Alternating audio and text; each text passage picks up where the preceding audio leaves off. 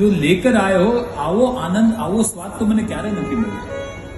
જ્યાં આવું ભગવાને કીધું ને ત્યાં બધી પટરાની ઊભી રહી, કેવા લાગી ગઈ કે પ્રભુ આપ શું આજ્ઞા કરો છો કે આનાથી પહેલા આપને ક્યારે સ્વાદ નથી આવ્યો, આનંદ નથી આવ્યો.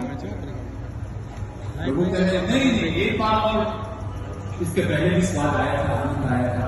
रुक्मणी जो उत्साह के बोला जैसे पहली बार આવીને પહેલી જે સામગ્રી બનાવી હતી ત્યારે આપણે બહુ પ્રશંસા કરી હતી, ત્યારે નાના ત્યારે નહીં, એક વાર શબરીએ મને જૂઠા ફળ આરોપ આવ્યા હતા અને એમાં જે સ્વાદ આવ્યો આજે એ સ્વાદ પાછો નથી. રાણીઓ કહે પ્રભુ એના આજ સુધી આપને અમે જે સેવા કરી આપને કોઈ આનંદ સ્વાદ આપને રૂચ્યું નથી. फिर एक बार और पूछा બીજી રાણી કે બોલા દિવસે નહીં એ દિવસે નહીં, જ્યારે હું વિદુરજી સિંહાજીના ઘરે ગયો ને ત્યાં મને છેલ્લા આરોગ આવ્યા, એમાં જે સ્વાદ આવ્યો ને આજે મને સ્વાદ મળ્યો છે.